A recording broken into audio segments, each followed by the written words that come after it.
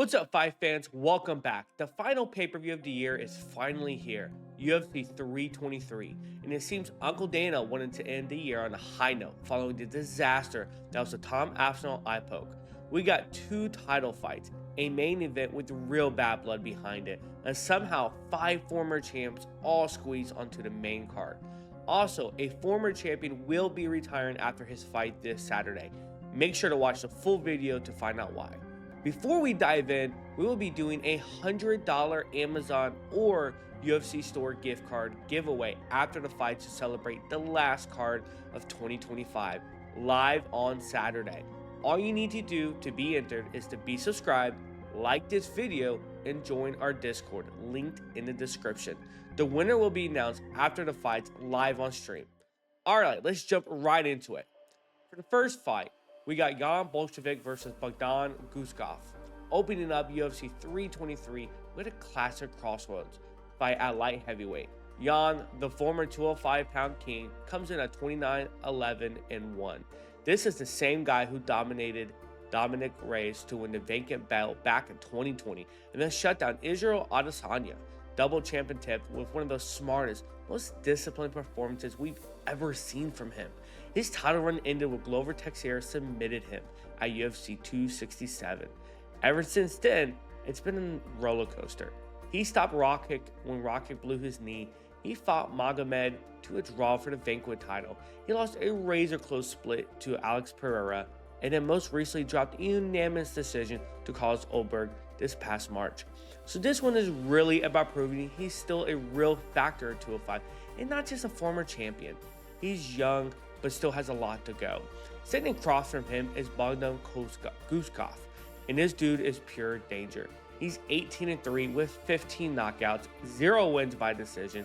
He's currently on a 4-fight UFC finishing streak.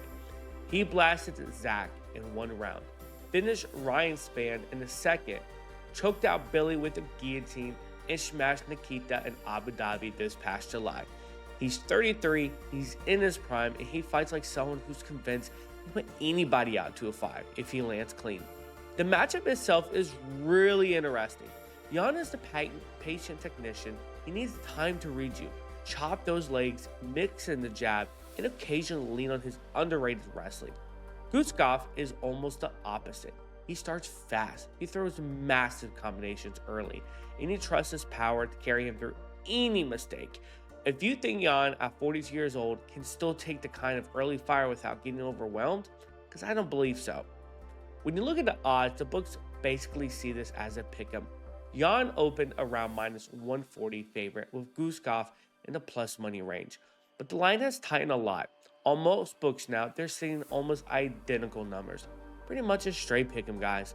That tells you odds makers still respect Jan's experience and championship background, but bettors are seriously buying into Guskov's momentum and Jan's recent skid. Of Guskov's finishing rate, most books are leaning towards the fight ending before the scorecards. For my prediction, I think this was one of those fights where Jan will have momentum and have moments.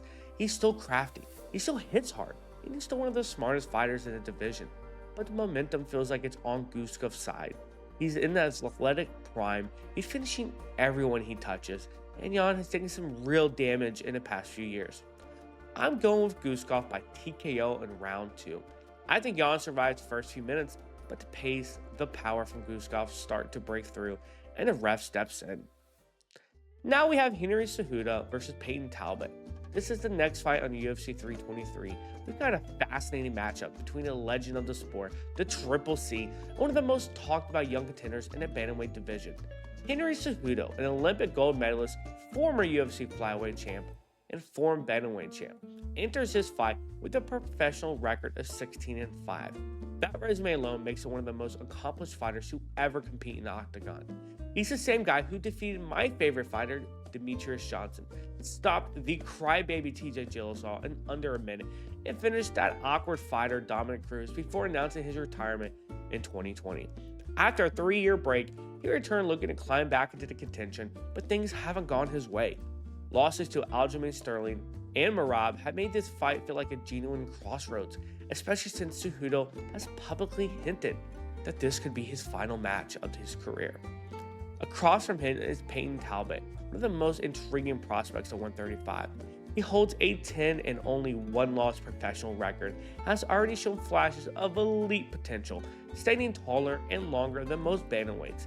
Talbot brings a fast, aggressive, high volume striking style, with several of his wins coming by early stoppage. Even in his lone loss, he showed he could hang with experienced opposition in a just mid-fight. At just 27 years old, he's entering his prime while still improving fight to fight. And this matchup with Cejudo is easily the biggest moment of his entire career. One thing that absolutely needs to be said here, if you've watched our top 10 greatest underdog wins in UFC history video, you'll remember that Henry Cejudo is on that list. When he upsets a reigning champion as an underdog, it rewrote his entire legacy. This fight carries that exact same energy. Cejudo is the underdog again in the eyes of many, stepping in against a powerful, young, confident striker who's looking to make a name off of him. If Henry pulls it off one more time, it'll be a perfect callback to that chapter of his career. Statistically, this matchup is all about pressure, pace, and experience. Talbot will try to use his reach and youth to overwhelm Cejudo early, keeping the fight at a long kicking and punching range while forcing Henry to cover up and retreat. Cejudo, meanwhile, will look to do what made him a champion: close distance behind feints, create clinch entries, mix in a bit of that Olympic wrestling, and force Talbot to fight at a pace he's never experienced before. If Henry can turn this into a layered, tactical fight, especially in his wrestling, he has a real path to victory, guys. If he stays at range and gives Talbot clean looks, the younger fighter's speed and power can easily overtake him. From the betting side, this one is tightened up as the event gets closer, just like the last one. With Cejudo coming off back-to-back losses and Talbot rising quickly, oddsmaker have been treating this much closer to a pick'em than a classic veteran versus prospect blowout. The books clearly respect Henry's championship pedigree, but also recognize Talbot's physical advantages and recent momentum. Because of this, the mix of danger in Talbot's side and durability on Henry's side, totals leaning towards a finish being more likely than not, but neither outcome would be shocking. My final pick, I'm leaning towards the new blood here. I think Peyton Talbot's size, pace, and striking variety give him the tools to pull away as the fight goes on. Cejudo will have his moments. He always does. He's the Triple C for a reason. He's too skilled to get blown out early. Over the course of 3 rounds, I think Talbot's youth and pressure start to cape over. I'm going Peyton Talbot by TKO in round 3. If Henry proves me wrong and pulls off another late career underdog moment, it would fit perfectly with his legacy he's built. But my read is that this is Talbot's breakout night. Let me know below, do you think Henry will retire if he pulls off this upset? Alright, next up on UFC 323 is a matchup that feels like the perfect blend of experience and rising talent. Brandon Moreno, the former flyweight champion, officially at 23-8-2, takes on Japan's young phenomenon, Taira, who enters the cage at a confirmed 17-1. Both guys are listed at 5'7", with 70 inches of reach, so physically this is an evenly match as it goes. Moreno's story is very well known. He became Mexico's first ever UFC champion, and even now he's still proving he can hang with the best. His more recent confirmed win against Steve Ergag earlier this year, a fight where he showed he's still sharp, still tough, and still absolutely capable of making another run. But Tatsuro is coming in with real momentum. At just 25 years old, he's already built a reputation for clean technique, slick grappling, and fight IQ well beyond his age. He took his first professional loss earlier this year against Brandon Royval, but the way he bounced back with a composed, technical win over Park Hong-sung told you everything you need to know about how mentally locked in he is. This matchup has real stakes too. With the flyweight title being defended tonight on the same card, the winner of this fight is going to be right there in the title picture. Moreno wants one more shot at gold. Taira wants to show he belongs in that top tier. Tatsuro is the favorite at -170, and Brandon is the underdog at +140. These odds tell a clear picture. The odds maker respect Moreno's championship pedigree, but the momentum, the youth, and the tread lines are pointing towards Taira. Statistically, this is a gorgeous matchup. Moreno thrives in the chaos, the scrambles, the pressure, the messy in-between sequences where grit and heart matters the most. Taira is the most opposite. He wants everything clean, calculated, and efficient. If Moreno can drag him into war, he absolutely can win this. But if Tyrod keeps the fight at his pace, his style, and his rhythm, he's going to look very sharp over 3 rounds, guys. For my prediction, I'm taking a young contender here. I got Tusu Tyrod by decision. I think Marino will have his moments, maybe even big ones. Over 15 minutes, I trust Tyrod's consistency, his composure, and his ability to control the quieter minutes of the round. If Marino proves me wrong, I wouldn't be shocked. He made a career out of surprising people on nights like this. But tonight, my pick is the rising star from Japan. Now, we have the co-main event UFC 323. We got flyweight gold on the line. Alejandro Pantoja with an established pro record of 30-5. Defends his UFC champion against a young and fast rising contender, Joshua Van, who enters with a record of 15-2. Pantoja has been dominant in his division. Not only has he collected multiple title defenses, but he holds records within the flyweight division for the most wins and finishes. His last major win came by submission over KKF at UFC 317, showing he's still improving and very dangerous. Joshua Van, just 24 years old, is the hungry challenger with speed, volume, and swagger. He earned this shot after his impressive win over Brandon Royval and has come into this title fight with considerable momentum. The narrative is strong, veteran champion versus the electric contender. Pantoja brings composure, technique, submission prowess. Van brings in pace, youth, and of course, chaos. The flyweight title is on the line, so the winner of this fight either continues a legacy or starts a new one. Now let's go over the odds. Pantoja is listed at -245, while Van is listed around +200 for this matchup. These odds indicate that while Pantoja is favored, Van is very much in the conversation. Statistically, this fight could play out like this. Van attempt to come out fast, unload combinations, move laterally, use his youth and explosiveness to pressure Pantoja, and test how much this champion still has in the tank. Pantoja, for his part, will rely on his grappling, his fight IQ, his submission threat, and his composure under pressure. If Pantoja can slow the pace, make Van uncomfortable in the clinch or on the ground, he'll shift it into his zone. If Van keeps that range, keeps pressure high, and lands first, this one could be his. For my pick, I lean with the veteran here, but expect a full 5-round fight. I'm picking Alexandra Pantoja by submission round 4. I believe Van will push early, maybe even win some exchanges, but Pantoja's experience in submission game will take over in the later rounds.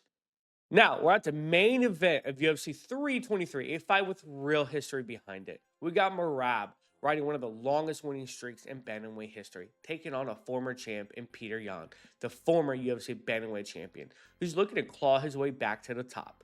Let's start with the champ Merab. His professional record sit at 21-4, and if you look over a few runs over the last few years, it's been nothing but elite names. He's beaten Jose Aldo, and most recently, Triple C himself, Henry Cejudo. And that win over Henry Cejudo pushed him straight to the future of the territory. Merab is pure chaos in the best way possible. The pace, the pressure, the wrestling, and of course, the endless gas tank. Opponents don't get a second to breathe. If you fight Merab, you're fighting for every air, for every minute. Across from him is Peter Yan, record 19-5, one of the most technical strikers we've ever seen in a bantamweight division. The former champ who once looked unstoppable, beating guys like Jose Aldo and Corey Sandhagen and giving everyone in the division absolute nightmares with his timing and forward pressure. But recently, Yan has been on a rough stretch. Losses to Aljamain Sterling, although that loss is a asterisk. Losing to Sean O'Malley and Merab himself pushed him backwards. But his most recent win snapped the skid and showed that Yan still has the tools that made him a champion. When he finds his rhythm, when he starts walking you down, he becomes a different fighter entirely. The odds are Merab at -145 being a favorite and Peter Yan being the clear dog at +120. These odds reflect exactly what this matchup feels like. Merab is a favorite because of his insane pace and his win streak. Yan is still dangerous enough that you can't count him out for a second. Statistically, this fight is the definition of pressure versus precision. Merab wants to make this fight ugly. Chain wrestling, chain pressure, constant shots, absolutely constant movement. Yan wants the opposite. Slow the fight down. Take a breath, man. Find some reads, push some entries, and pick Merab apart with clean boxing. The first fight was dominant by Merab's pace, but this time Yan's get 5 full rounds, and that does change things. The big question is whether Yan can get Merab's respect early, or whether Merab simply smothers him again. For my pick, I'm sticking with the momentum. I'm going Merab by decision. I think Yan will have a strong moment, especially early. He might even clip Merab a few times coming in, but across 5 rounds, his pace is just nightmare, man. The volume, the takedowns, the relentlessness of his career. Jan is absolutely live for the upset. And if he lands something early, we could have a very different fight on our hands. But until someone proves they can handle Merab's pace for 25 minutes, I gotta roll with the machine. And that wraps up UFC 323. Drop your prediction in the comments, hit that subscribe button, and don't forget, we're live streaming UFC 323 on Saturday at 10 p.m. on YouTube and Twitch, along with our $100 giveaway. Make sure to join the Discord and look at the link there. I'll see you fight night.